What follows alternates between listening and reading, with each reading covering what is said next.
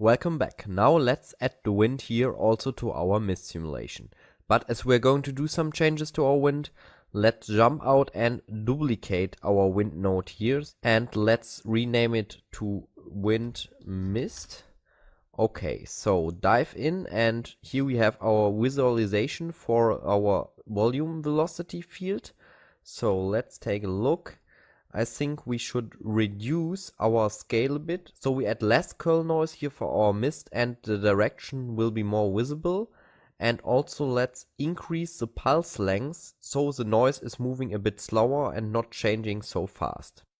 Okay, these changes should be fine, so let's jump back up and back into our mist simulation to add here our new wind.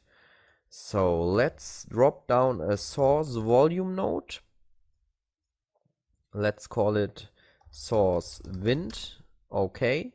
And now we don't need the scale source volume, so let's set this to 0, the scale temperature as well. And for the scale velocity, which is actually our wind field here, let's put a 0.35. Okay, but most important for sure the volume path. So browse here, we will select our wind mist and there the out node, so it will always work even if we change the display flag inside the mist. So always link to a node inside. Let's say export relative path, accept. Okay, now just to be sure, say none here, none temperature and the velocity. We don't want to copy it, so we don't want to override it, we just want to add it. Okay, these settings should be fine, no masks here, that's looking good. So merge it here with our density source. So now the velocity of our wind is added and basically we are ready for caching it out. But first I would recommend doing a quick flipbook just to see if everything looks fine. And for sure we shouldn't forget to disable here the allow caching when simulating it. But first let's do this quick flipbook. Let's look through our render cam and let's just do the first 25 frames, 1 to 25. Okay, just to see if it's working as expected. So let's fire up this flipbook here, hit accept, and now let's wait until it's done. So while starting with the flipbook here, I noticed that it's barely visible, really subtle here. So let's interrupt the flipbook for now, hit the escape key and jump back. So let's push here on the pyro object in the multi-field tab. It's just for the visualization, but let's push this to 5 so we can better see it.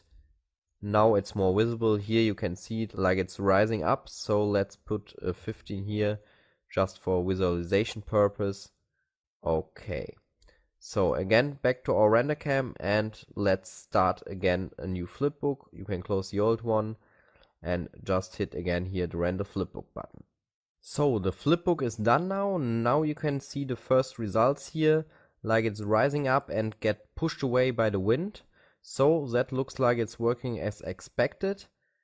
And we are ready to cache it out. So you can just close the flipbook and let's display our takes here and switch to the sim take. So just to make sure that we exclude here the allow caching, that it's deactivated in our take, included in take, and disable the allow caching feature. So now when we run the simulation with the ROP, there won't be caching inside our pyro object, so we will save a lot of memory. In general, this smoke simulation isn't consuming so much RAM as the other stuff, the whitewater or the flip. So for the 240 frames, it was less than 16 GB here on my machine. So that's much better to handle. Okay, jump back up and now we will dive into the mist import to cache out our density, so the smoke. Switch back here to the main take and now you will see that at the moment it's importing the geometry and not the density. So we need to change this. Let's put here density and here pyro. Okay, that should work. Let's see, jump to frame 3 for example, and with the middle mouse button click here you can check if we have the correct volume loaded in. It's the density, it's there, so we are fine. Now let's create a ROP output driver. Okay, let's call this mist and connect it to our import mist.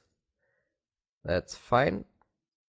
Okay, here again, as always, make sure it's going to the correct folder. $west, okay. That should be fine, and remember to render the whole frame range. So now we can save the scene, and here again start the save to disk in background option. And do not forget to render with take simulation. Okay, so basically we are done with the mist, the whitewater and our main flip simulation. So in the next module we can start bringing all the elements together, extending our ocean with displacement and everything, and render out the different passes for the compositing. So, see you in the next module.